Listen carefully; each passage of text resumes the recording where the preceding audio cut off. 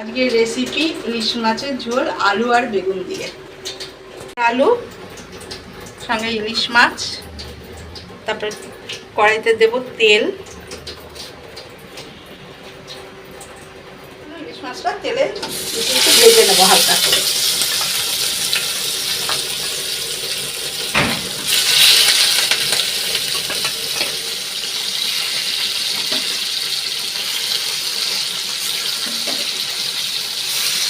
এগুলো হয়ে গেছে, ইলিশ মাছ ভাজা, মাছগুলো তুলে নিচ্ছি।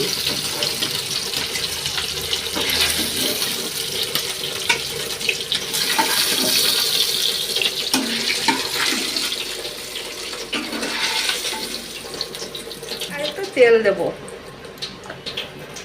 আর বেগুন সঙ্গে একটু কালো জিরে দেবো। কালো জিরেটা একটু হালকা ভেজে বেগুনগুলো দিয়ে দেবো।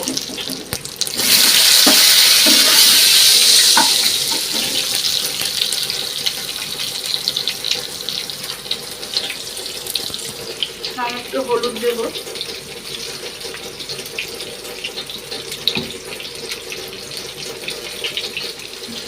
তারপরে সামান্য একটু নুন দেবো।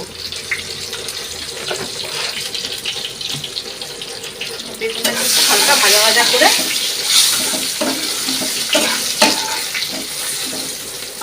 আমি একটা মশলার পেস্ট তৈরি করব। তার জন্য দিলাম জিরের গুঁড়ো আর 1 চামচ ধনের গুঁড়ো, আর সঙ্গে দেব 1 চামচ হলুদ গুঁড়ো, আর একটু দেব 1 চামচ লঙ্কার গুঁড়ো। এই পেস্টটা এই তেলের মধ্যে আমি দিয়ে দেব। দিয়ে তারপরে দেব আলু।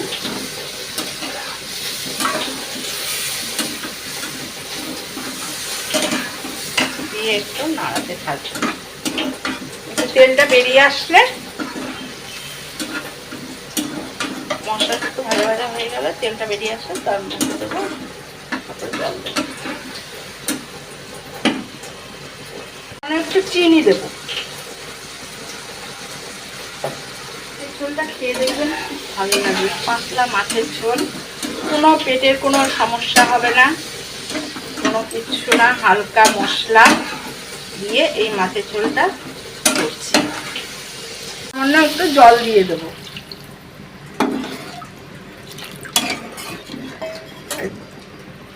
ঝোলটা ফুটতে থাকুক, একটু ঢেকে দিই।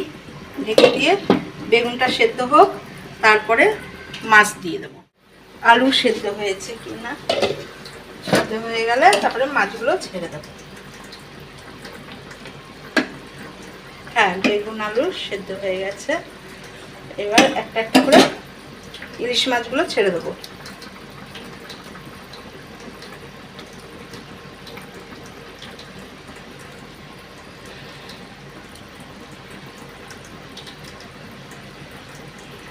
তেলটা একটু দিয়ে দিলাম,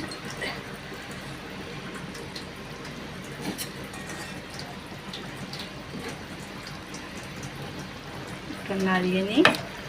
আর একটু ফুটলেই রেডি হয়ে যাবে।